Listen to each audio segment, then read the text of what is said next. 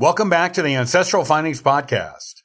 Robert Doisneau is an artist who sought to portray life as he wanted it to be. Learn more about his history and philosophies that went into his art here.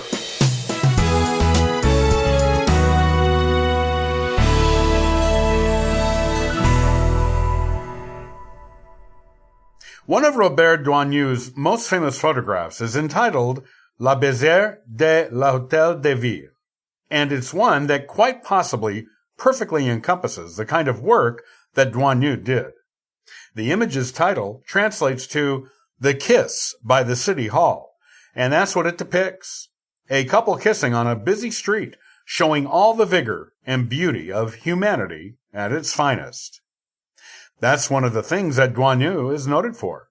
Though he was a photojournalist who created during the Nazi occupation of France and in the aftermath, his work doesn't feature the sort of gritty images that you might expect from a photographer documenting such things.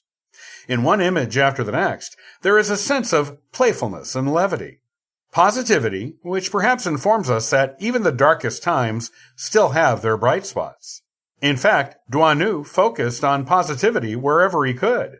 In the aftermath of World War II, tensions were still high, and those tensions were often taken out on groups of people who had been in some way involved with the German occupation.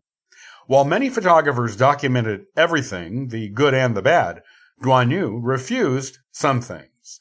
For instance, some women would have their heads shaved because they'd slept with German officers, and Doisneau refused to take photographs of them so as to avoid publicizing the challenges they were going through.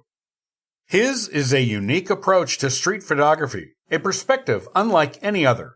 So, let's dig in, learn about the man, and find out what made him the photographer he became. Robert Doisneau's early life. Doisneau was born on April 14, 1912, and his childhood was a tragic one. His father, who was a plumber, died while on active duty in World War I, when Doisneau was only 4. 3 years later, when he was aged 7, his mother passed away. Doisneau went to live with his aunt, who by all reports raised him in an unloving environment. From there he went to school, and by age 13 he was in a craft school called the École in Paris. He spent a few years schooling there and then graduated in 1929 with 2 diplomas, one in lithography and another in engraving.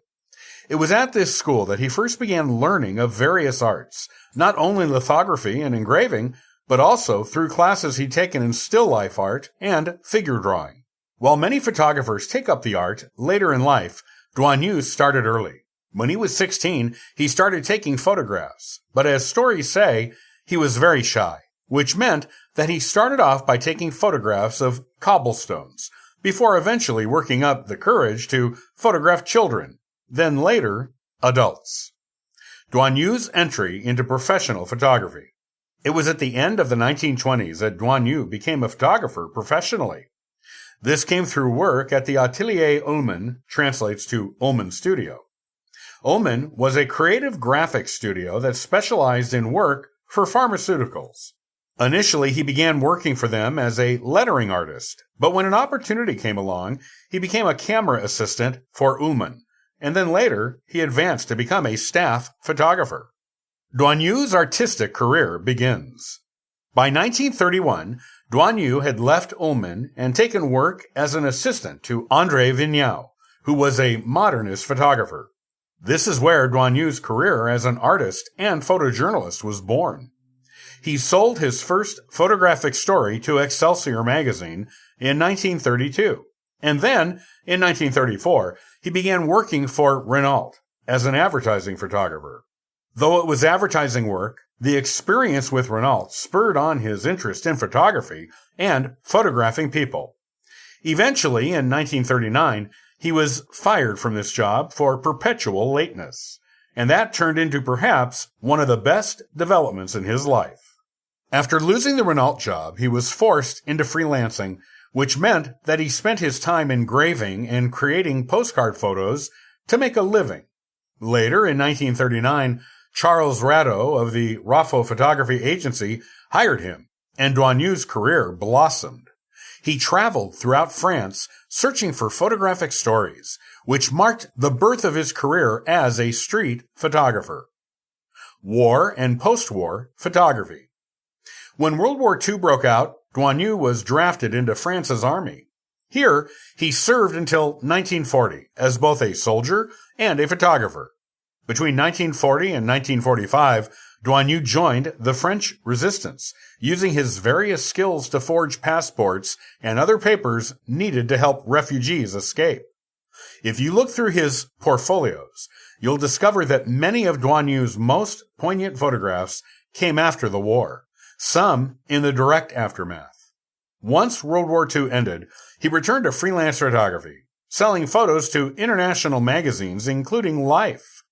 From there, he drifted some, turning down an invitation to join Magnum Photos, joining the Alliance Photo Agency for a short time, then eventually rejoining RAFO in 1946, where he'd spend the rest of his photographic career.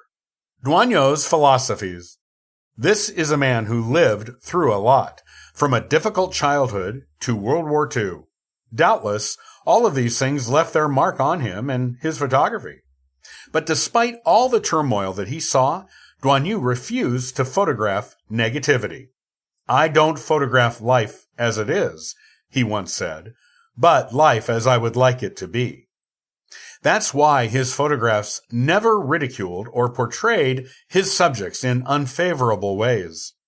Doisneau was a street photographer at heart. Over the years, he tried things like fashion photography, but his true passion was always to return to the streets and capture the joy and beauty he found there. Robert Doisneau passed away on April 1st, 1994, but the legacy he has left looms large. In France, at the Atelier Robert Doisneau, his daughters manage a collection that includes 450,000 negatives. His portfolio features dozens of examples of the tenderness and thought that he used to approach his work, and his bibliography is a long one, filled with many, many books displaying yet more of his work. Truly, Doisneau is an inspiration to all of us, a man who proved that even during hard times, there are still bright spots to be found.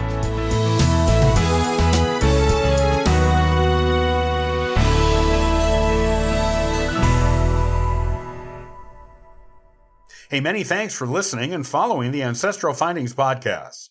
Visit ancestralfindings.com to download a free genealogy ebook, inquire about a free genealogy lookup, and register for the weekly historical postcard giveaway.